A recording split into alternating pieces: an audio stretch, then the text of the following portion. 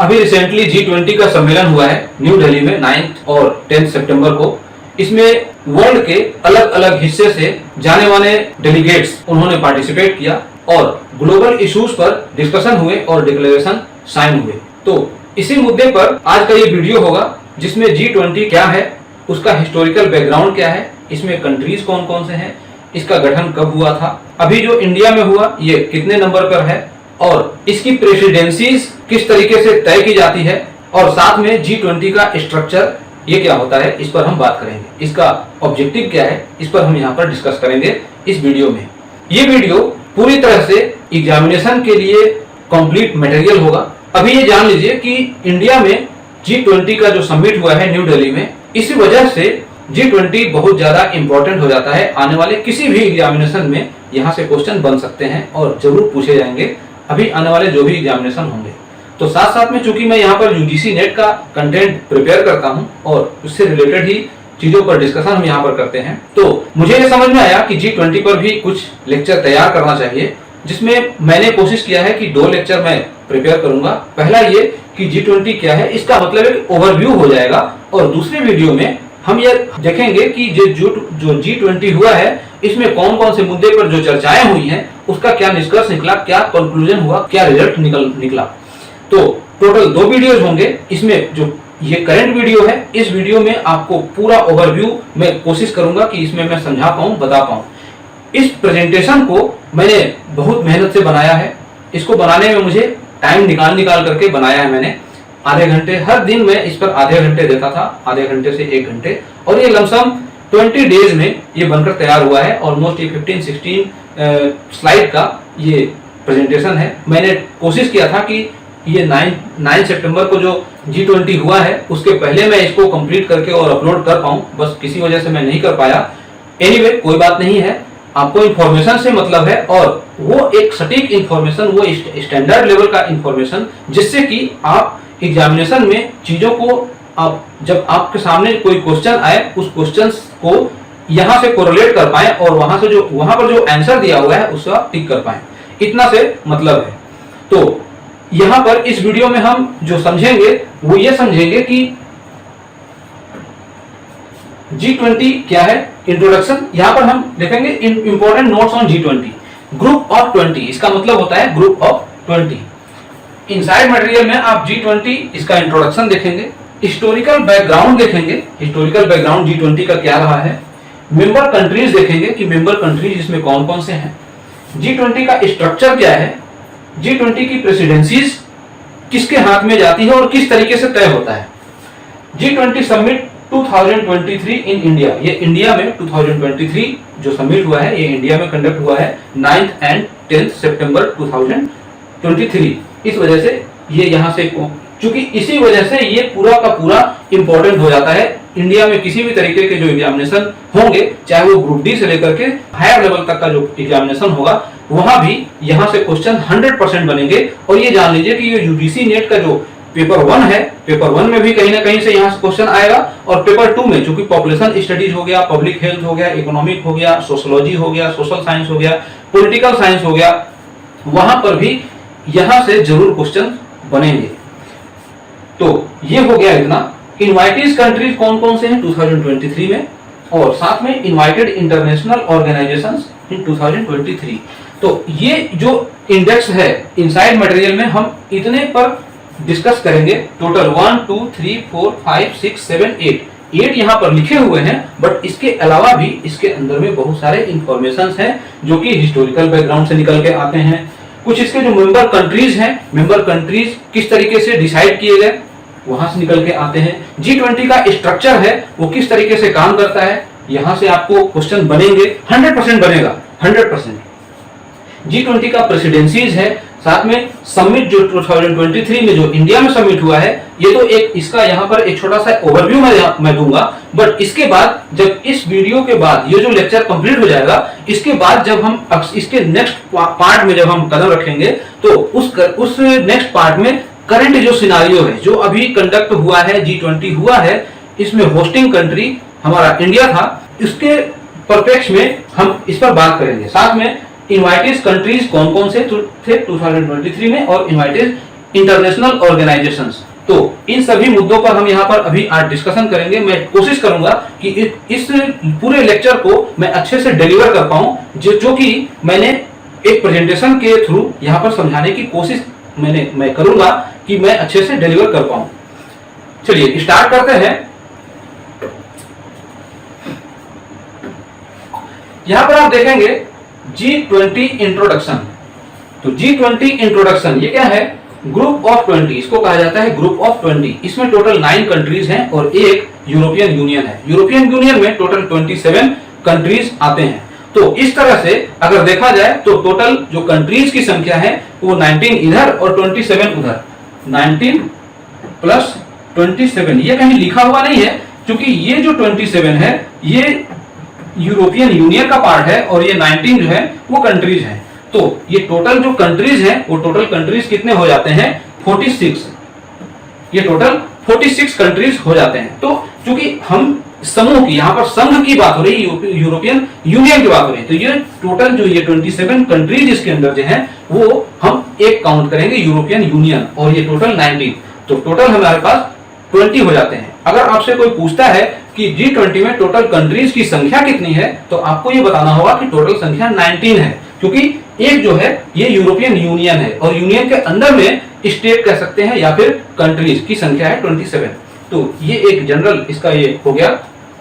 अब आप देखेंगे जो G20 ग्रुप ऑफ 20 है, it is an international forum for governments and central bank governors from 19 countries and the European union.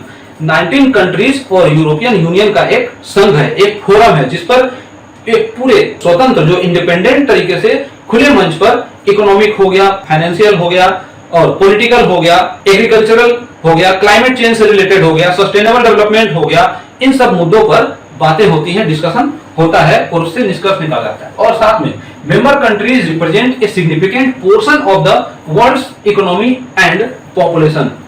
जो member countries हैं वो पूरे ग्लोबल जो ग्लोबली पॉपुलेशन का में भी कुछ शेयर रखते हैं और इकोनॉमिक भी शेयर रखते हैं। तो जो पॉपुलेशन का शेयर है वो पूरे ग्लोबल पॉपुलेशन का 2/3 है। 2/3 का मतलब ऑलमोस्ट 67 कह सकते हैं। 67% जो इनका जो पॉपुलेशन का शेयर है पूरे ग्लोबल पॉपुलेशन का 67% पॉपुलेशन को ये रिप्रेजेंट करते हैं, या यूं कहें 2/3 पॉपुलेशन को रिप्रेजेंट करते हैं। साथ में जो पॉपुलेशन कवर तो ये हो गया, जीडीपी 85% पूरे ग्लोबल शेयर है, ग्लोबल जो जीडीपी है उसका 85% और 75% ऑफ ग्लोबल ट्रेड। तो ग्लोबल ट्रेड यहाँ पर 75% ऑफ ग्लोबल ट्रेड है।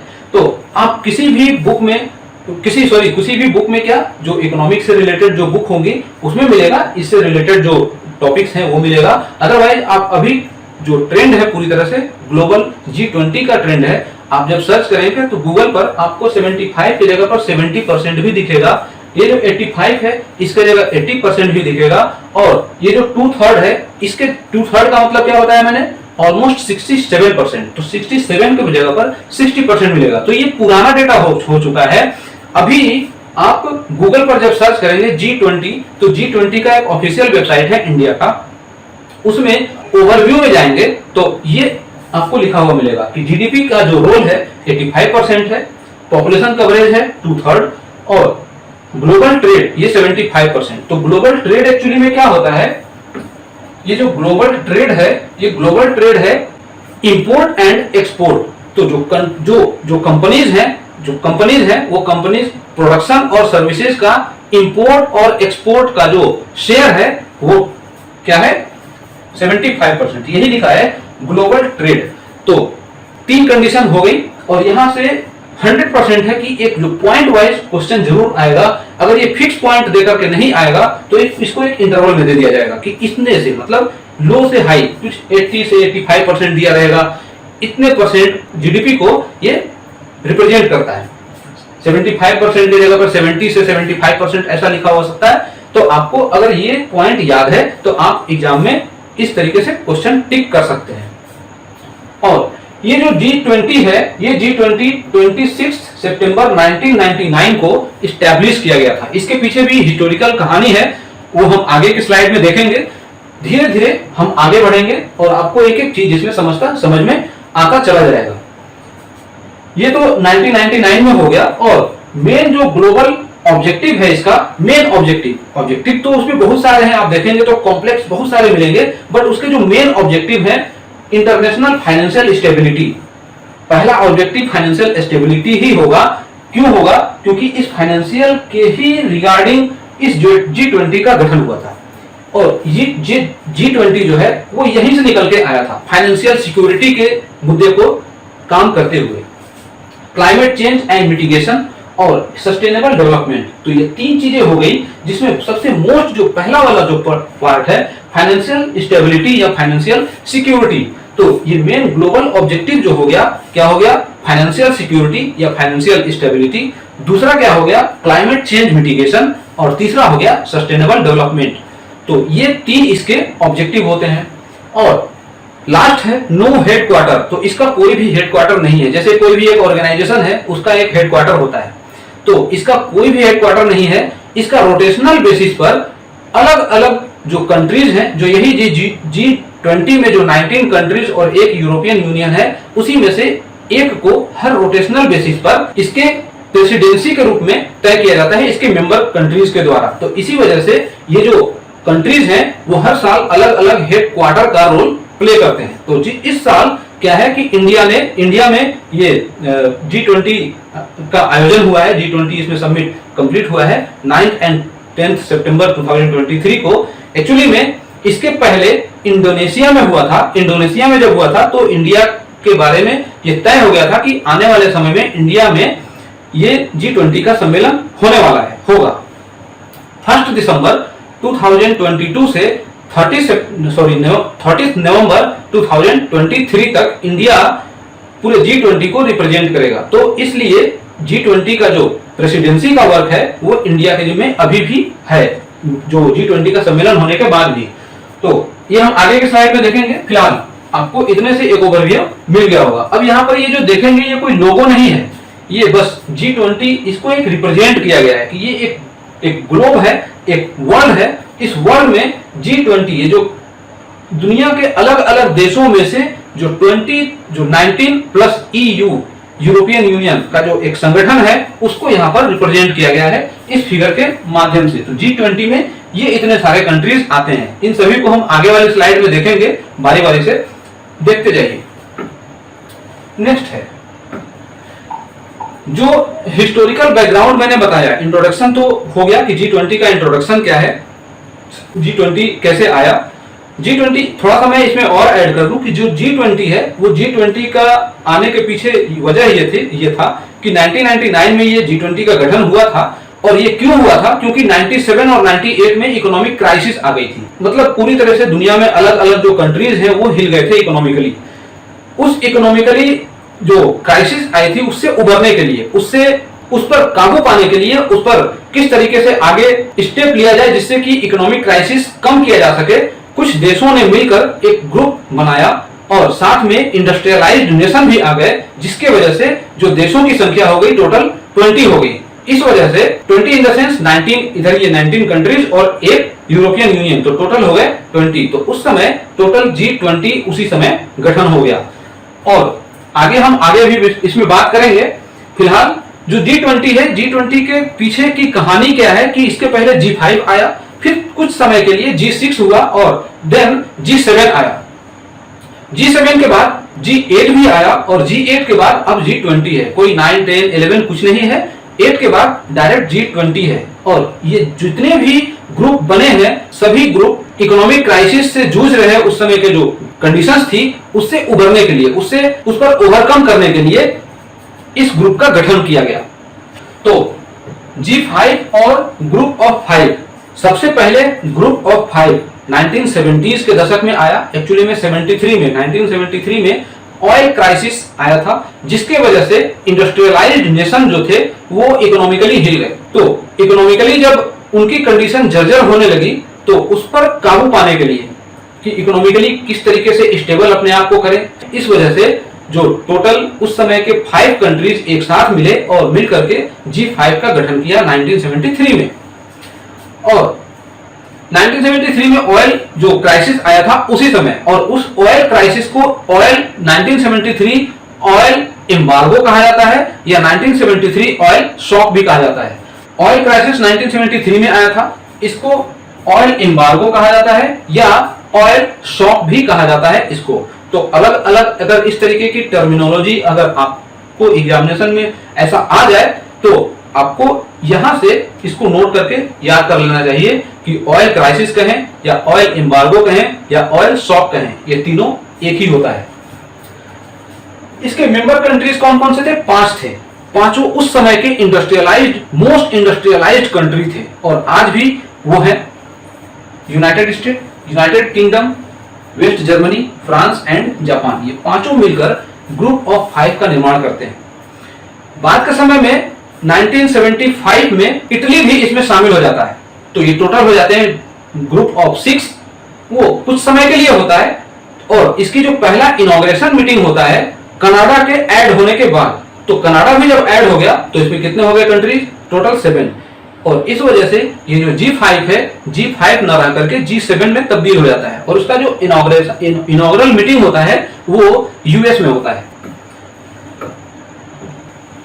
G7 एंड G8, तो G7 के साथ G8 भी लिखने का एक रीजन ये है कि G7 के बाद फिर G8 भी इसमें इंक्लूड हो जाता है कुछ समय के लिए, फिर G8 बाहर हो जाता है। जो 8वां कंट्री है इंक्लूड तो होता है फिर उसको बाहर कर दिया जाता है, बाहर होता नहीं है, बाहर कर दिया जाता है। उसके पीछे भी कुछ रीजन है, उस पर भी हम डिस्कस करेंगे। जो G7 है वो इस्टेब्लिश होता है 1975 में और उसका जो फर्स्ट इनॉग्रल मीटिंग होता है 1976 में यूएसए में। मेंबर कंट्रीज कौन कौन से हैं? पहला जो G5 में जो कंट्रीज थे वो तो थे ही, इसमें एक इटली और एक कनाडा, ये दोनों ऐड हो जाने के बाद टोटल 7 हो जाते हैं और ये हो जाते हैं ग्रुप ऑफ 7। तो 7 advance economic nations originally formed to facilitate economic cooperation and coordination among the group nation. क्योंकि इकोनॉमिक क्राइसिस आ चुकी थी, उससे उबरना है, ग्लोबली इस्टेब्लिशमेंट की ओर प्रोसीड करना है, तो अकेले की बात तो होगी नहीं। अगर एक साथ इंडस्ट्रियलाइज्ड नेशन, इस तरीके के जो most industrialised most economic established Nations अगर एक साथ जुड़ करके काम करें तो उस पर ओवरकम किया जा सकता है। इस वजह से ये G7 का गठन हुआ।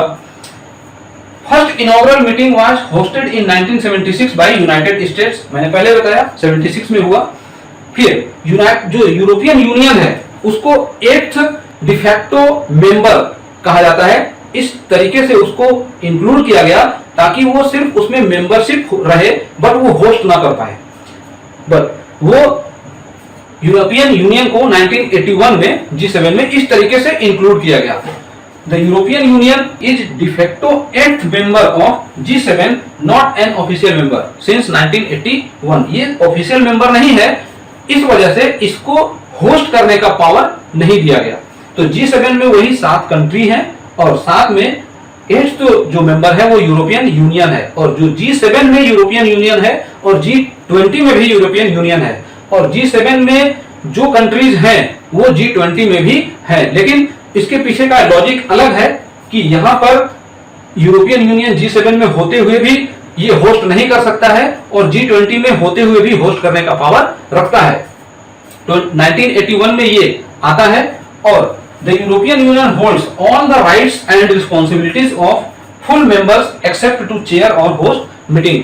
इस G7 के मीटिंग को ये होस्ट नहीं कर सकता यूरोपियन यूनियन। तो इतना एक छोटा सा इंट्रोडक्टरी पार्ट है और इतने से आपका काम हो जाने वाला है। चाहे आप ISS का भी प्रिपरेशन कर रहे हैं और वहां पर GS के एग्जामिनेशन में 100% है कि G20 से क्वेश्चन आएगा ही आएगा। अगर हिस्टोरिकल बैकग्राउंड से रिलेटेड इस तरीके का टॉपिक अगर आप उसमें नोट करके लिख देते हैं, हाईलाइट करके, आपको फुल टू फुल मार्क मिलेगा। ये हो गया। देन जो ग्रुप ऑफ नेशंस है, हिस्टोरिकल बैकग्राउंड ये भी चल रहा है। G20 का हिस्टोरिकल बैकग्राउंड है। अब कहेंगे कि G20 है और इसमें हम G7 पढ़ रहे हैं, तो किसी भी जो नेशन है, जो ग्रुप है, उस ग्रुप का गठन एक बार पीछे कभी हो गया होता है, उससे बढ़ते बढ़ते बढ़ते फिर उस ग्रुप का नेशन होता है। तो G5 आया, G5 के बाद फिर G6 कुछ समय के लिए हुआ। यहां पर आप देखेंगे ये रोम इटली है, इटली जब ऐड हुआ इस G5 में तो 6 हो गया और साथ में कनाडा ऐड हुआ। तो कनाडा इन दोनों के ऐड होने के बाद G7 हो गया। और G7 में टोटल कितने कंट्रीज हैं? 7 कंट्री हैं, France, USA, Italy, Germany, Japan, UK and Canada, 7 country है। इसके बाद 1994 में एक कंट्री और इसमें ऐड नहीं होता है, इसमें ऑब्जर्वर के रूप में इंक्लूड कर लिया जाता है, और वो होता है रसिया। रसिया को 1994 में इस G7 में ऑब्जर्वर के रूप में इंक्लूड कर लिया जाता है, और वो रहता है 4 साल तक, 94, 95, 96 एंड 97, टोटल 4 इयर्स तक वो ऑब्जर्वर के रूप में रहता है। और 98 में एक स्थायी मेंबर के रूप में इसमें शामिल कर लिया जाता है। तो 98 में रसिया को शामिल करने के बाद टोटल जो G7 में है, G7 अब G7 ना रह करके G8 हो जाता है। क्या हो जाता है? ये G7 ना होकर के G8 हो जाता है। आगे की स्लाइड में हम उसको भी देखेंगे। फिलहाल थोड़ा सा राइटअप देख लें। US president and UK prime minister invited Russian presidents as an observer in 1994। 94 में जो यूएस प्रेसिडेंट ये हैं Tony Blair, UK prime minister Bill Clinton and Russian president Boris Yeltsin. Tony Blair और बिल क्लिंटन ये दोनों Boris Yeltsin को 1994 में invite करते हैं G7 में ऑब्जर्वर के रूप में, कि ये ऑब्जर्वर हैं, और ये दोनों इनको इनवाइट करते हैं। और ये दोनों एक यूएस से हैं और एक यूके से। इन दोनों ने इनको इनवाइट किया 1994 में, और उसके बाद ये सिलसिला चल पड़ा। 95 में भी इनवाइट किया, 96 में भी किया, 97 में भी किया। रशिया ने 4 साल तक जब ऑब्जर्वर के रूप में शामिल हुआ, तो 5वें साल में 1998 में रशिया को G7 में इंक्लूड कर लिया गया। तो G7 में इंक्लूड करने के बाद में वो G7 ना रह करके G8 हो गया, ग्रुप ऑफ 8। तो इस तरह से जो टोटल वर्ल्ड में मोस्ट इंडस्ट्रियलाइज्ड नेशन थे, मोस्ट इकोनॉमिक नेशन थे, या मोस्ट डेवलप्ड नेशन थे, G7 का ग्रुप हुआ करता था, G8 का ग्रुप हो गया। Russia participates G7 meeting as an observer until 1997, total 4 साल तक, 94, 95, 96 एंड 97। उसके बाद इन 98 Russia joint the group and G8 was formed. G7 से ये G8 हो गया। In March 2014, Russia was suspended from the group and thus the group returned to its previous name, G7. 2014 में Russia suspend कर दिया गया। सस्पेंड करने के पीछे भी कुछ कहानी होगी। एक छोटा सा इंट्रोडक्टरी में बताता हूं कि अभी जो यूक्रेन का युद्ध चल रहा है रशिया और यूक्रेन के साथ, तो चूंकि रशिया ने यूक्रेन पर उस समय 2014 में ही अटैक किया, और वहां के एक क्रीमिया जो जगह है, क्रीमिया स्टेट, उस पर उसने कब्जा कर लिया। इससे बाकी जो मेंबर ग्रुप थे और विश्व के अलग अलग देशों से भी आवाज उठने लगी। इस वजह से जो ग्रुप ऑफ 7 है, जो G7 है, G7 में कंट्रीज जो G7 मेंबर्स थे, उनमें आपस में डिस्कशन हुआ, और उसके बाद रशिया को यहां से सस्पेंड कर दिया गया। तो सस्पेंड करने के बाद में G8 ना होकर के G7 हो गया फिर से। तो ये इसकी कहानी है। और यहां पर आप देखेंगे G7 और ये G8। पहले मैंने G7 के साथ में G7 लगाया हुआ था, और ये G7 और G8 ये दोनों इसलिए लगाया है क्योंकि G7 में तो ये पांचों जो 7 कंट्रीज थे, वो 7 कंट्रीज थे। इसमें एक ये जो कंट्री है रशिया, ये ऐड होने के बाद ये G8 हो गया 98 में। बट 2014 में ये यहां से कट गया। तो कटने के बाद फिर से 1 2 3 4 5 6 7 टोटल 7 कंट्रीज बच जाते हैं। Japan, Germany, United kingdom, France, Canada, Italy and United state. तो इसको इस तरीके से याद कर सकते हैं। ये G8 है, फिर से ये G7 बन गया। Okay, now group of 20। तो चूंकि ग्रुप ऑफ 8 आया और 2014 में ग्रुप ऑफ 8 खत्म हो गया। टोटल कितने साल तक रहा? 98 में इंक्लूड हुआ, 98, 99, 2000 और उसके बाद 2014 तक। तो टोटल 17 इयर्स तक ये रहा। अब G20 operates without a permanent secretariat और स्टाफ। ये G20 जब आया तो G20 का गठन 1999 में हुआ और उस समय भी इकोनॉमिक क्राइसिस आ चुकी थी। 97-98 का दौर था और उस समय उस दौर में जब इकोनॉमिक क्राइसिस आई, ग्लोबल जो इकोनॉमिक इनसिक्योरिटी फील हुई पूरे विश्व में, तो चूंकि पहले से ही मोस्ट इंडस्ट्रियलाइज्ड नेशंस का ग्रुप बन चुका था, उनसे कुछ सीख कर जो डेवलपिंग नेशंस थे उन्होंने अपना ग्रुप बनाने की सोची और एक मंच तैयार किया। लेकिन जो इंडस्ट्रियलाइज्ड नेशन थे वो भी कहां पीछे रहने वाले थे, वो भी बोले कि भाई हम भी तुम्हारे साथ आएंगे, तो वो भी इंक्लूड हो गए। तो फिलहाल वो हम आगे देखेंगे।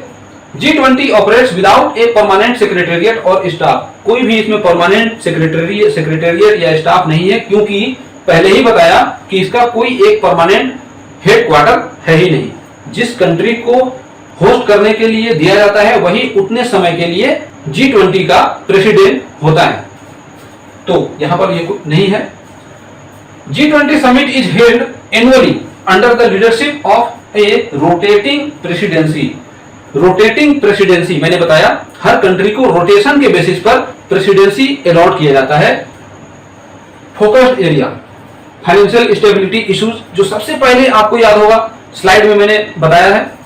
Financial stability, sustainable development, energy and climate change, health and agriculture, anti corruption, और इसके अलावा भी बहुत सारे मुद्दे हैं। तो उन सभी पर यह काम करता है G20। अब Inception of G20 and evolution of leaders level, ये आपको जो पॉइंट है, ये 2 पॉइंट आपको याद रखना बहुत जरूरी है। यही से मेन आता है।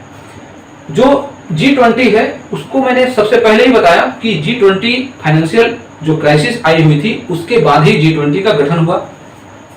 G20 1999 में गठन हुआ after the Asian financial crisis as a forum for the finance minister and central bank governors to discuss global economic and financial issues.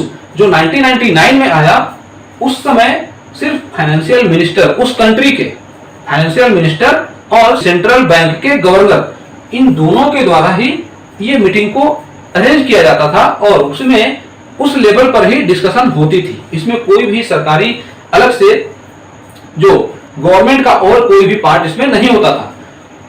ये जो 1999 में इस्टेब्लिश हुआ, इसके बाद जब इनके बीच में एक डिस्कशन स्टार्ट हुआ और इस पर एक फ्रूटफुल रिजल्ट आने लगा, तो इसमें गवर्नमेंट का भी इन्वॉल्वमेंट स्टार्ट हो गया और 2008 का समय आया और उस समय गवर्नमेंट भी इसमें इन्वॉल्व हो गई। तो G20 was upgraded to the level of heads of state government in the wake of the global economic and financial crisis of 2007।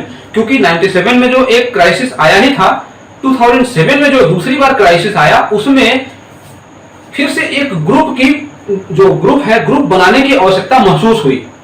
ऐसे समझ सकते हैं कि ग्रुप को बनाने की आवश्यकता फील हुई, महसूस हुई। तो चूंकि पहले से ही एक ग्रुप काम कर रहा था जिसमें ऑलरेडी फाइनेंस मिनिस्टर और सेंट्रल गवर्नमेंट के गवर्नर्स इसमें इंक्लूडेड थे, तो चूंकि फाइनेंशियल क्राइसिस थी और इस मुद्दे पर पहले से ही डिस्कशन होता चला आ रहा था, दूसरी बार जब 2007 में भी ये क्राइसिस आई तो उसमें चूंकि बना बनाया मंच था, तो बनाने की क्या जरूरत है, इनके साथ इन लोगों ने ये इंक्लूड हो गए, तो इस पर ये साथ में हो गए। तो इसमें अब गवर्नमेंट का भी रोल आ गया। पहले ये इंडिपेंडेंट थे, अभी इसमें गवर्नमेंट का भी रोल आ गया। तो अब इसमें स्टेट गवर्नमेंट और ये सभी आ गए। And in 2009 was designated the premier forum for international economic cooperation. ये आपको याद रखना है, premier forum for international economic cooperation, इसका गठन हुआ, एक फोरम तैयार हुआ, एक मंच तैयार हुआ, जिस पर यह निर्णय लिया गया कि आने वाले हर साल गवर्नमेंट लेवल पर इस मुद्दे पर चर्चाएं होंगी, इस मुद्दे पर बात होंगी। ये हो गया। तो इसमें एक पॉइंट और आता है, 2 पॉइंट आता है कि ये जो इंसेप्शन ऑफ G20 इस समय और इवैल्यूएशन ऑफ लीडर्स लेवल, ये आगे हम देखेंगे। इसमें एक शेरपा होता है और एक फाइनेंशियल ट्रैक होता है, Sherpa track and financial track. तो इन दोनों में ही डिस्कशन पूछा जाता है एग्जामिनेशन में कि शेरपा ट्रैक कब शुरू हुआ और फाइनेंशियल ट्रैक कब शुरू हुआ, जबकि ये दोनों ट्रैक ये जो G20 है इस G20 का ही एक पार्ट है, स्ट्रक्चर का पार्ट है। तो जाहिर सी बात है कि जब ये इंसेप्शन हुआ उस समय ये लोग थे, और जब ये लीडर इसमें आ गए, गवर्नमेंट आ गया, तो इसमें कुछ दूसरे भी चीजें ऐड हुई होंगी। तो जब ये आया उस समय को कहते हैं शेरपा, और ये जब ये इंसेप्ट हुआ उसको कहते हैं फाइनेंशियल ट्रैक। तो इसमें दो होता है, एक शेरपा, हम आगे देखेंगे, पहले मैं बता दे रहा हूं, शेरपा ट्रैक, और दूसरा होता है फाइनेंस ट्रैक, फाइनेंस ट्रैक। तो शेरपा ट्रैक जो है वो इससे इंक्लूडेड है, और फाइनेंस ट्रैक जो है वो इससे है। तो कभी भी एग्जामिनेशन में अगर पूछा जाता है कि इंसेप्शन से ही कौन सा ट्रैक लागू है, तो फाइनेंस ट्रैक होगा, और गवर्नमेंट के इन्वॉल्व होने के बाद जो ट्रैक आया वो शेरपा ट्रैक हुआ। अब शेरपा क्यों नाम है, उसमें कौन होता है, ये हम आगे की स्लाइड में जरूर डिस्कस करेंगे। नेक्स्ट स्लाइड है G20 का मेंबर कंट्रीज। अब देखेंगे, मैंने स्टार्टिंग में ही इस जो पूरे स्लाइड को मैंने इस तरीके से प्लॉट किया है, एक बाय वन स्टेप, इस तरीके से कि आपको एक एक स्टेप में ऐसे ऐसे मैं लेके चल पाऊं। G20 का हिस्टोरिकल बैकग्राउंड स्टार्ट करने से पहले मैंने G5 बताया, उसमें G6 बताया कि इटली आया, फिर G7 आया, कनाडा आया, G8 में रशिया आया, फिर हट भी गया, फिर से G7 हो गया, फिर से इकोनॉमिक क्राइसिस आई 97 में, फिर से जब 97 में क्राइसिस आई तो G20 का गठन हुआ, फिर से जब 2007 में फिर से एक इकोनॉमिक क्राइसिस आई तो उसमें गवर्नमेंट का इन्वॉल्वमेंट हो गया उसी बने बनाए हुए मंच पर। तो वही मंच ये कंप्लीट है। ये मंच 1999 में ही बन गया था, जिसमें डेवलप्ड नेशन और डेवलपिंग नेशन ये दोनों नेशन थे। और ये आप देखेंगे जो G20 का पूरा स्ट्रक्चर है, उसमें ये जो G7 भी है, G8 भी है और G20 भी है, ये किस तरीके से है, इसको कलर कोड के द्वारा बनाया गया है। आप जब गूगल पे सर्च करेंगे इमेजेस, हो सकता है कि ये सेम टू सेम इमेज आपको मिल जाए कहीं ना कहीं। ये हर जगह जो कंटेंट जिन लोगों ने बनाया है, और कहीं किसी वेबसाइट पर आपको इस तरीके से चीजें मिल जाएंगी सेम टू सेम ऐसे ही। तो G7 ये है, और G7 में टोटल कितने थे, 7 कंट्रीज। इसमें ये रशिया इंक्लूड हो गया था, तो ये G8 बन गया। क्योंकि रशिया फिर बाद में 2014 में इसको सस्पेंड कर दिया गया, इसलिए ये इस G7 से बाहर है, G8। और G20 में ये पूरा है, G20 में तो ये 8 तो यहाँ है, बाकी यहाँ पे 12 है। तो 12 में से एक ये यूरोपियन यूनियन है, जो कि ये कंट्री नहीं है, ये यूनियन है। तो टोटल हो जाते हैं 11 यहाँ और 8 यहाँ, 11 प्लस 8 कितना हो गए, 11 प्लस 8, ये टोटल हो गए 19, और प्लस 1 यूनियन, यूरोपियन यूनियन, तो टोटल हो जाते हैं 20। अभी जो करंट टाइम में, थोड़ा सा आगे मैं लेके चलूं, करंट टाइम में जो इंडिया में जो G20 का समिट हुआ है, इसमें अफ्रीकन यूनियन भी इंक्लूड हो गया है। तो अब ये G20 भी ना रह करके G21 हो गया है। तो अब आगे से जब भी होगा तो ये G21 कहा जाएगा, ना कि G20 कहा जाएगा। तो अगर आपसे एग्जामिनेशन में इस तरीके से क्वेश्चन आता है कि G20 का सबसे लास्ट समिट कब हुआ था, तो वो लास्ट समिट इंडिया में ही हुआ था। और इंडिया के बाद, इंडिया मतलब यहीं पर समिट होने के बाद अफ्रीकन यूनियन को 21 यूनियन के बेसिस पर उसको ऐड किया गया, और उस यूनियन में टोटल 55 कंट्रीज आते हैं। वो कैसे हैं आगे की स्लाइड में हम देखेंगे। तो टोटल ये ऐसे इस तरीके का सिनारियो हो जाता है।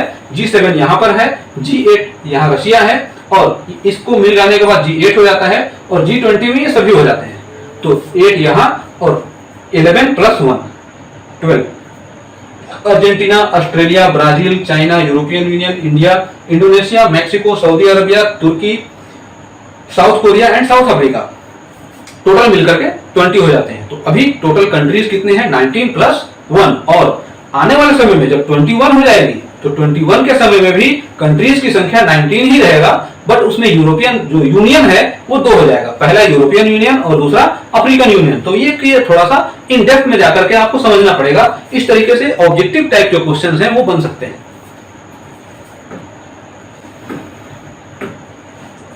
अब थोड़ा सा यूरोपियन यूनियन का हिस्ट्री देख लेते हैं कि यूरोपियन यूनियन क्या है। मैंने स्टार्टिंग में बताया कि वीडियो का लेंथ थोड़ा सा बड़ा हो सकता है, क्योंकि अगर आप फुल इंफॉर्मेशन देखेंगे तो लेंथ तो बड़ा होगा ही होगा। द यूरोपियन यूनियन कुछ इस तरीके से है। ये इतना बड़ा है, इसमें कई सारे आपको कंट्रीज होंगे। ये जो इस कलर से दिख रहा है, ये जो कलर है, इस कलर से जो भी कंट्रीज हैं वो सभी कौन से हैं? यूरोपियन यूनियन है। तो ये सभी हैं यूरोपियन यूनियन, और यूरोपियन यूनियन 1993 में ये फाउंड किया गया था। 1 नवंबर 1993 में ये एग्जिस्ट में आया था, और ये maastricht नीदरलैंड में ये फाउंड किया गया था। इसके टोटल जो मेंबर कंट्रीज हैं वो टोटल 27 है। यूरोपियन यूनियन में टोटल 27 कंट्रीज हैं। हेडक्वार्टर ब्रुसेल्स बेल्जियम में है। These countries came together to make things better, easier and safer for people. ये हर जगह का है। इंडिया के परपेक्स में भी बात कर सकते हैं, इंडिया के परपेक्स में भी ये चीजें आप लिख सकते हैं। कंट्री के जगह पे स्टेट लिख सकते हैं। तो यूरोपियन यूनियन का गठन कुछ इस वजह से हुआ। They agreed to work together and help each other. जो इसमें जितने भी कंट्रीज हैं 27 countries, they all are agreed to work together and help each other. European Union का ये थोड़ा सा इंट्रोडक्शन हो गया। इसके बाद G20 इज नाउ 21। ये मैंने पहले ही बताया कि G20। अब इसमें टोटल जो होते हैं वो 5 ग्रुप होते हैं। टोटल 5 ग्रुप्स होते हैं, G1, G2, 3, 4, 5। जो इंडिया है अपना, इंडिया G2 में आता है, ग्रुप 2 में। ग्रुप 2 में इंडिया, रशिया, साउथ अफ्रीका, जितने भी ग्रुप हैं उन सभी ग्रुप में 4-4 कंट्रीज हैं। तो 4 कंट्रीज, पहले ग्रुप में 4 country, Australia, Canada, Saudi Arabia, United state. दूसरे ग्रुप में India, Russia, south Africa and Turkey.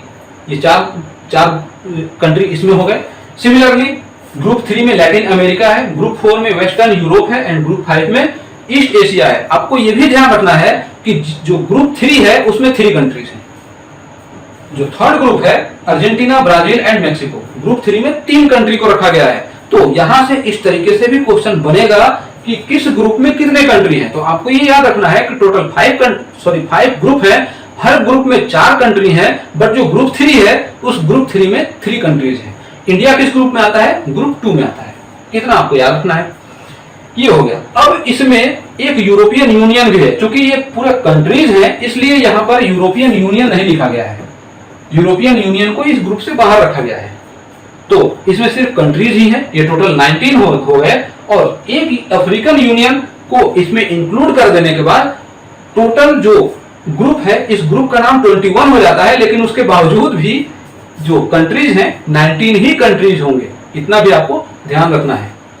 19 countries plus 2 union, इस तरीके से 21। तो अब जो है G21 कहलाएगा।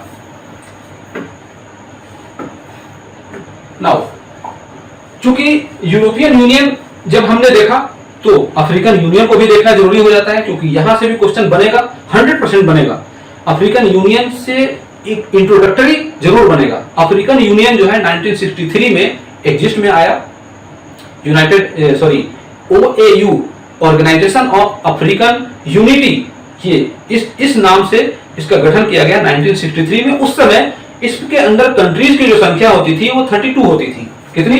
32। मैंने लिखा भी है, नहीं लिखा है, हाँ लिखा है यहाँ 32। इसका नाम पहले OAU, organisation of African unity, ये था। ये फॉर्म किया गया था 1963 में with a union of 32 African states.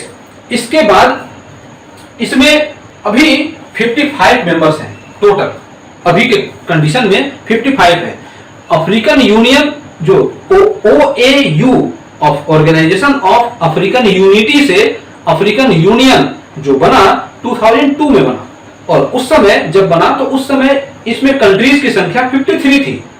इसके बाद 2002 तक यहाँ पर officially launch in July 2002 in Durban, south Africa. उस समय इसमें कंट्रीज की संख्या 53 थी। इसके बाद 2015 में इसमें एक कंट्री सूडान को ऐड किया गया, और इस वजह से इसमें कंट्रीज की संख्या 54 हो गई। इसके बाद फिर लास्ट में मोरक्को ऐड किया गया, और करंट टाइम में इस वजह से इसमें कंट्रीज की संख्या 55 है। यहां पर आप देखेंगे ये जो इसका मैप है, ये पूरा अफ्रीकन यूनियन का मैप है। इसमें इस सूडान को 54 नंबर पर ऐड किया गया, और ये मोरक्को है, इसको 55 नंबर पर ऐड किया गया। इस वजह से अफ्रीकन यूनियन में टोटल कंट्रीज की जो संख्या है अभी वर्तमान में 55 है। जब इसका गठन हुआ OAU के नाम से, ऑर्गेनाइजेशन ऑफ अफ्रीकन यूनिटी, उस समय इसमें कंट्रीज जो थे 32 थे। बढ़ते 2002 में जब अफ्रीकन यूनियन बना उस समय 53 थे। 2015 में 54 हो गए सूडान के ऐड होने के बाद, और 55 हो गए 2017 में। तो अभी 2023 चल रहा है। करंट डेटा के भी अकॉर्डिंग इसमें, और अब जो अफ्रीकन यूनियन है, इस अफ्रीकन यूनियन में कंट्रीज की संख्या 55 है। अब इसका इंट्रोडक्शन देख लेते हैं। The African union is a union of 55 members state from the African continent. इसमें 55 है। Officially launched in July 2002। Headquarter इसका कहां है? एडिस अबाबा, ये इथियोपिया में है, इसका हेडक्वार्टर है। प्रेसिडेंसर नेम जो मैंने बताया, ऑर्गेनाइजेशन ऑफ अफ्रीकन यूनिटी, ये इसका पहले का नाम था। इसको ओल्ड नेम भी कह सकते हैं। और सक्सेसर नेम क्या है? African union. तो प्रेसिडेंसर नेम क्या है? ऑर्गेनाइजेशन ऑफ अफ्रीकन यूनिटी, और सक्सेसर नेम क्या है?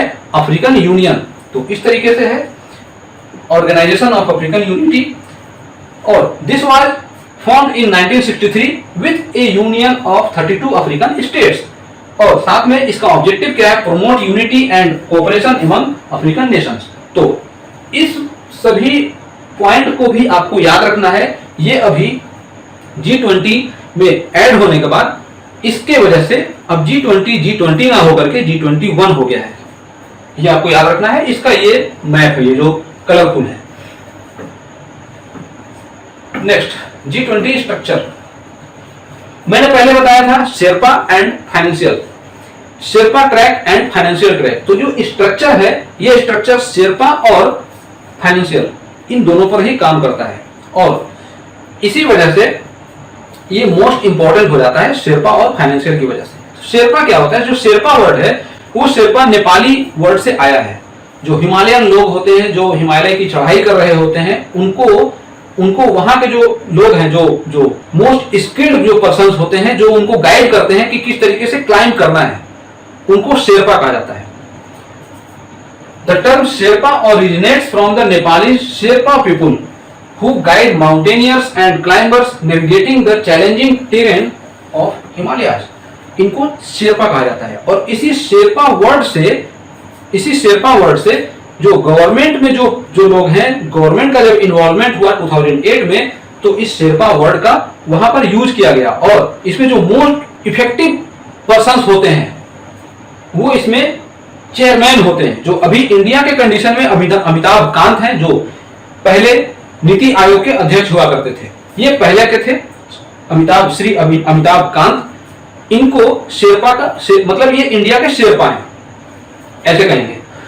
The Sherpa track was established after the forum became leaders summit in 2008 में जब ये लीडर्स समिट बना तो उस समय शेरपा ट्रैक एस्टैब्लिश किया गया। और उस शेरपा ट्रैक में हर कंट्री का जो शेरपा होता है वो गवर्नमेंट की तरफ से डिसाइड किया जाता है। बट जो फाइनेंस ट्रैक होता है वो फाइनेंस वाले में क्या होता है कि फाइनेंस मिनिस्टर और उस जो कंट्री है उस कंट्री का सेंट्रल बैंक का गवर्नर होता है। तो शेरपा अमिताभ कांत को बनाया गया। It is a high level official who is representative और नेगोशिएटिव और फॉर ए कंट्री लीडर। किसी भी कंट्री के तरफ से मोस्ट हाईली रिप्रेजेंटेटिव होता है ये person, Sherpa. Those officials are head of state और गवर्नमेंट। ये इसके गवर्नमेंट के हेड होते हैं इस मामले में, G20 के मामले में। जो शेरपा ट्रैक है, शेरपा ट्रैक किन किन मुद्दों पर बात करती है? Focus area, socio economic issue such as agriculture, anti corruption, climate, digital economy, education, employment, energy, environment, health, tourism, trade and investment. इन सभी मुद्दों पर जो चर्चाएं होती हैं वो शेरपा ट्रैक के जरिए होता है। और शेरपा का जो अधिकारी होता है, जो official most highly influence person जो होता है वो उस कंट्री का गवर्नमेंट की तरफ से डिसाइड किया जाता है। अभी हमारे जो इंडिया के हैं श्री अमिताभ कांत हैं।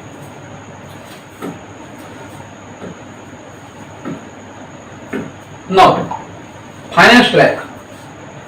फाइनेंस ट्रैक में पहले ही बताया फाइनेंस मिनिस्टर और सेंट्रल बैंक के गवर्नर यही होते हैं। और शेरपा ट्रैक जब इंसेप्शन हुआ 1999 में उस समय से ही वर्क कर रहा है। और जो फाइनेंस ट्रैक है वो 1999 में जब इंसेप्शन हुआ G20 का उस समय से ही वर्क कर रहा है।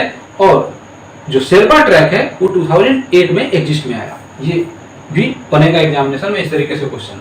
तो the finance track is headed by the finance ministers and central bank governors. इसके द्वारा होता है। अभी करंट में इंडिया की जो फाइनेंस मिनिस्टर है वो निर्मला सीतारमण जी हैं। इनका फोटो आप यहाँ पर देख सकते हैं। Usually meet 4 times a year. एक साल में ये 4 बार इनकी मीटिंग होती है, यूजुअली ऐसी होती है। 2 meetings being held on the sidelines of world bank and IMF meeting. तो वर्ल्ड बैंक और IMF मीटिंग के साथ साथ में ये 2 मीटिंग तो होता ही होता है। The finance track are conducted since the inception of G20 in 99। क्योंकि G20 जब 99 में एस्टेब्लिश हुआ था उस समय वो अपने अपने स्तर पर बातें होती थी। लेकिन 2007 में जब ये अगली क्राइसिस जब आई तो एक नए मंच की आवश्यकता पड़ी और नया मंच पहले से बना हुआ था, बस उसमें गवर्नमेंट का इन्वॉल्वमेंट हो गया। और इस वजह से जब गवर्नमेंट का इन्वॉल्वमेंट हुआ तो इन्वॉल्वमेंट होने के बाद में चूंकि ये फाइनेंस ट्रैक तो था ही, शेरपा ट्रैक उसको नाम दे दिया गया। तो शेरपा ट्रैक वहां पर हो गया, ये फाइनेंस ट्रैक। और ये इसी वजह से 99 से ही ये इंसेप्ट कहा जाएगा कि 99 से ही ये इंसेप्शन में है। हर कंट्री के जो अलग अलग जो फाइनेंस मिनिस्टर और सेंट्रल बैंक के गवर्नर होते हैं वो इसके इन्फ्लुएंस पर्सन होते हैं।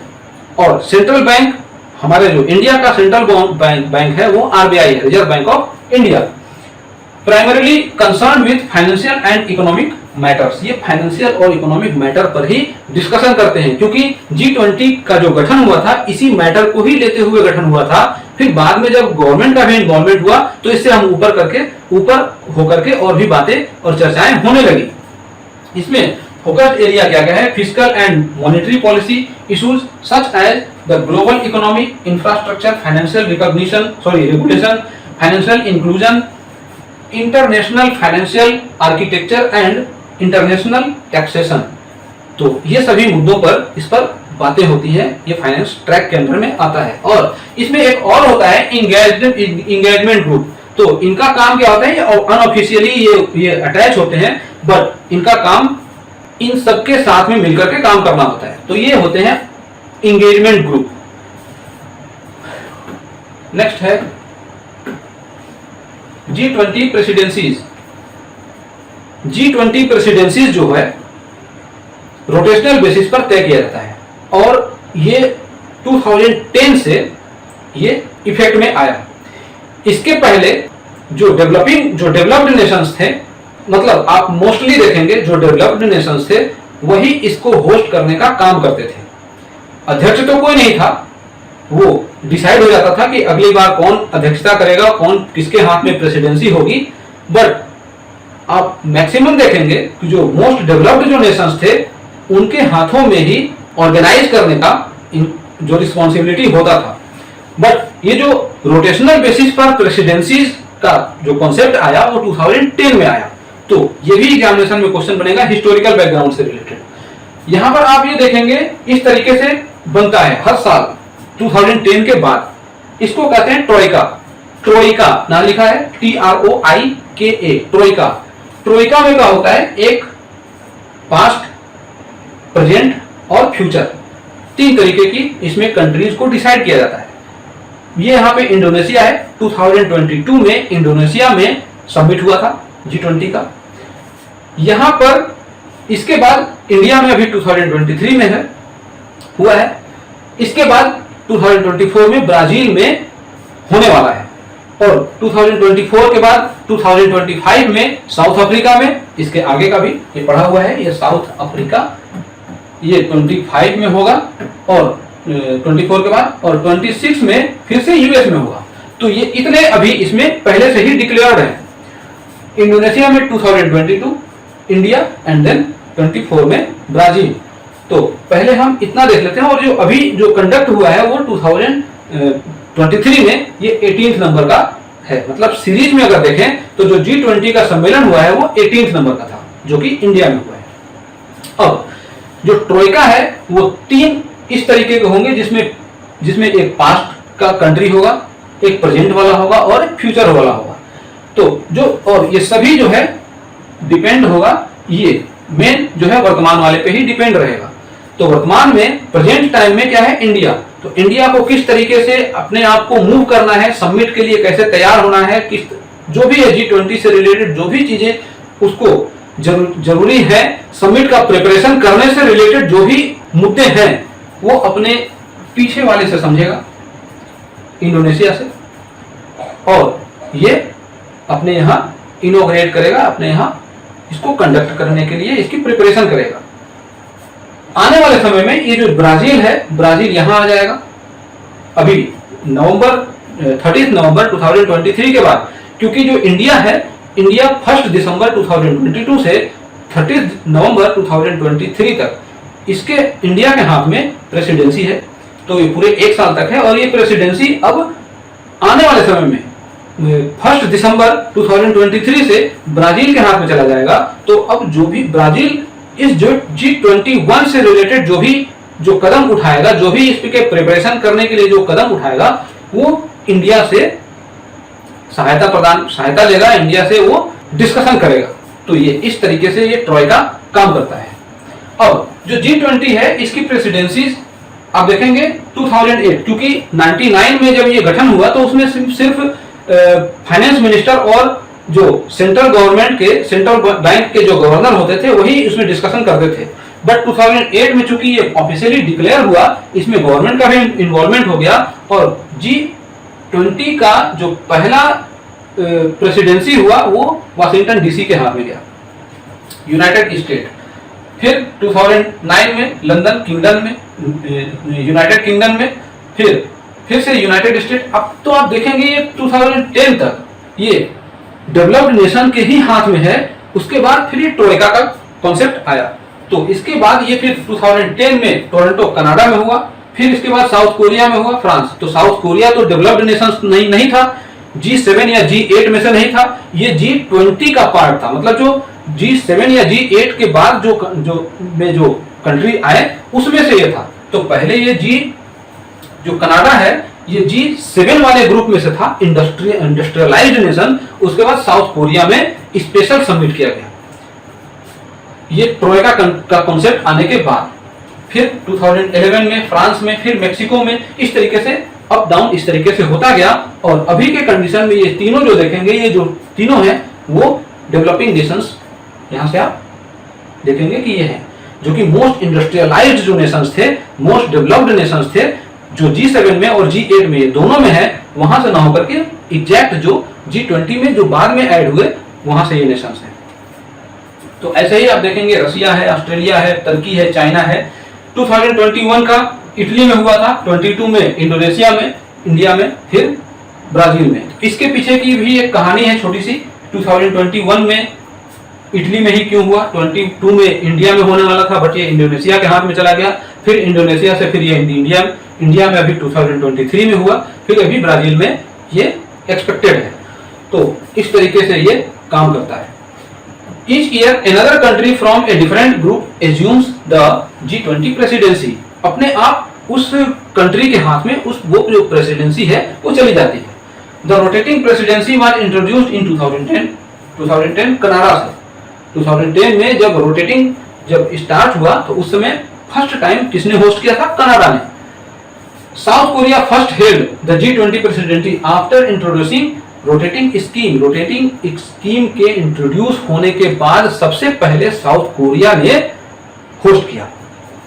India holds the presidency of G20 from 1 December 2022 to 30 November 2023। पहले ही बताया है कि नवंबर 2022 से दिसंबर 2022 से नवंबर 2023 तक इंडिया के हाथ में G20 का प्रेसिडेंसी है।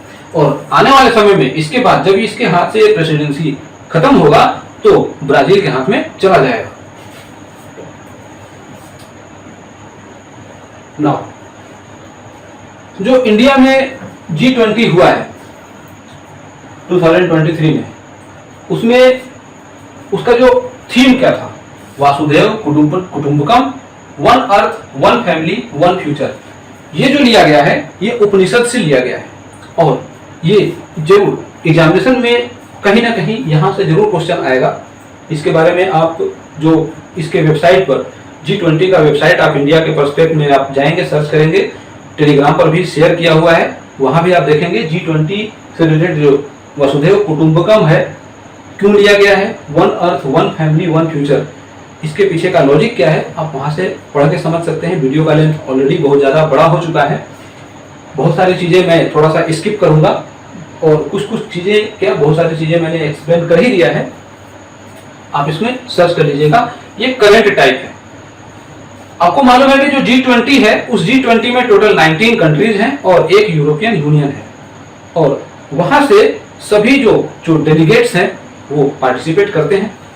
सभी डेलीगेट्स यहाँ इस एक स्लाइड में लगाया गया है, यहां से शुरू किया गया है। आप देखेंगे 1 2 3 4 5 6 7 8 9, 9 ऊपर है और 9 यहाँ है, 9 और प्लस 9 18, एक यहाँ है 19, तो टोटल कितने हो गए, 19 कंट्रीज के जो डेलीगेट्स हैं वो यहाँ हो गए। इसके बाद ये जो लास्ट में देख रहे हैं वो यूरोपियन यूनियन है, यूरोपियन यूनियन से ये डेलीगेट है, तो एक हो गया यूरोपियन यूनियन, तो टोटल हो गया 20। क्या ये 20 जो थे, 20 जो कंट्रीज थे, वहां के सारे डेलीगेट्स यहाँ आए थे? नहीं।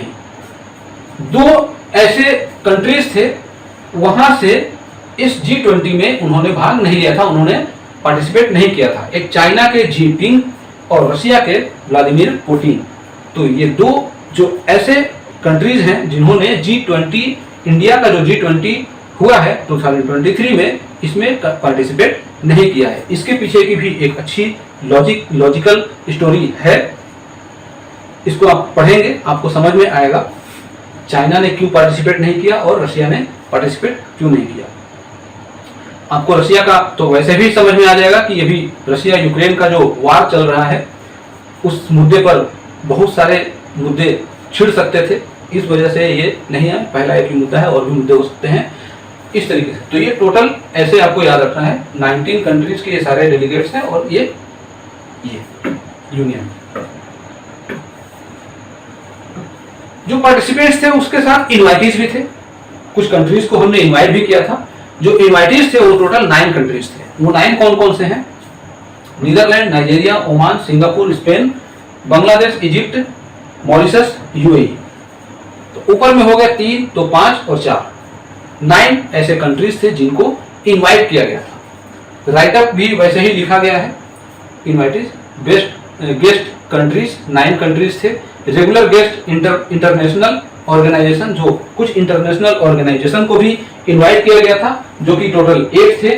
तो united nation, international monetary fund, world bank, WHO, WTO, ILO, FSB, OECD, organization of economic cooperation and development, इन सभी को जो इंटरनेशनल ऑर्गेनाइजेशंस हैं, उन ऑर्गेनाइजेशन को जो रेगुलर गेस्ट हैं इस तरीके से इनवाइट किया गया। उसके अलावा और भी इंटरनेशनल ऑर्गेनाइजेशंस हैं जिनको इनवाइट किया गया था। India has invited the chairs of regional organisations like African union, जिसको इस ऑर्गेनाइजेशन को यहाँ पर बुलाया गया था, उसमें से अफ्रीकन यूनियन को इंक्लूड कर लिया गया, G21 बना दिया गया। ये हो गया। फिर African union development agency, new partnership for Africa's development and ASEAN association of south east Asian Nations, इनको इनवाइट किया गया था।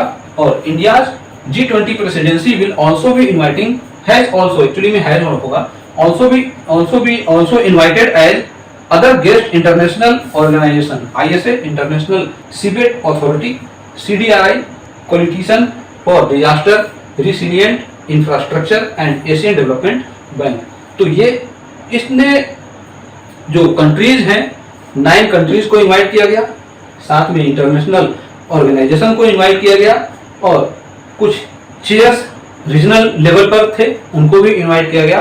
इस तरीके से G20 का जो समिट है वो 9 और 10 सितंबर 2023 को न्यू दिल्ली में कंडक्ट किया गया। तो इस वीडियो में आपने G20 का इंट्रोडक्शन, उसका हिस्टोरिकल बैकग्राउंड, उसका स्ट्रक्चर और साथ में उसके जो हिस्टोरिकल बैकग्राउंड में कैसे क्राइसिस आया और क्राइसिस के बाद में किस तरीके से मंच तैयार हुआ और गवर्नमेंट का इन्वॉल्वमेंट G20 तक कैसे गया और रसिया G7 में किस तरीके से इंक्लूड हुआ और उसको सस्पेंड भी कर दिया गया। तो G8 मतलब रसिया के इंक्लूड होने के बाद G8 बना और रसिया के सस्पेंड होने के बाद G7 फिर से हो गया। ये सारी चीजें आपने देखा। उम्मीद है कि आपको ये वीडियो पसंद आया होगा और आपने यहाँ पर ये जो है इनवाइटेड इंटरनेशनल ऑर्गेनाइजेशन, ये सभी मैंने ये जो स्क्रीनशॉट है मैं इसके मैनुअल से लिया है। मैंने G20 के वेबसाइट पर जाएंगे, उसके बारे में आप जब सर्च करेंगे तो अबाउट करके एक मेन्यू है, उसमें आपको PDF मिल जाएगा 18 पेज का, वहीं से मैंने इसको लिया हुआ है।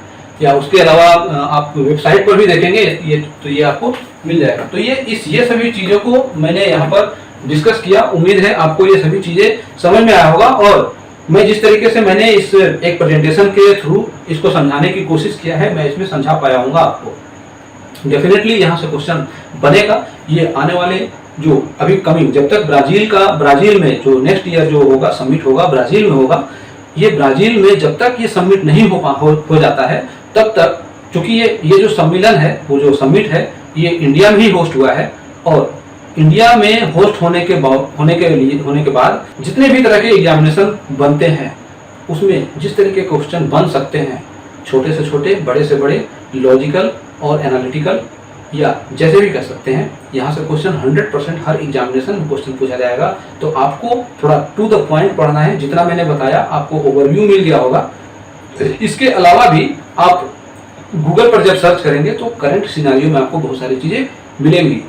हालांकि जितना मैंने यहाँ पर एक्सप्लेन किया है, इससे बाहर मुझे नहीं लगता कि एग्जामिनेशन में क्वेश्चन पूछेगा। अगर आएगा तो हो सकता है कॉम्पिटिटिव एग्जामिनेशन है, लेकिन मैंने कोशिश किया है कि मैक्सिमम से मैक्सिमम जो पॉइंट्स है उसको मैं कवर कर पाऊँ। तो बने रहिए मेरे साथ अगले वीडियो के लिए। मैं इसके आगे के जो करंट जो वीडियो है, जो इसके आगे के जो वीडियो में मैं G20 से रिलेटेड जो भी मुद्दे हैं उस पर जो बातें हुई उस पर जो कुछ डेटा पॉइंट होंगे और डिस्कशन में जो भी कंक्लूजन निकला और किस तरीके के डिक्लेरेशन पर साइन हुए, वो सभी मुद्दे पर मैं एक प्रेजेंटेशन प्रिपेयर करूंगा और यहाँ पर एक्सप्लेन करूंगा। तो इस वीडियो में बस इतना ही। बने रहिए मेरे साथ द स्कॉलर्स ग्रुप में एक स्टैंडर्ड लेवल के वीडियो मटेरियल के लिए। Thanks for watching.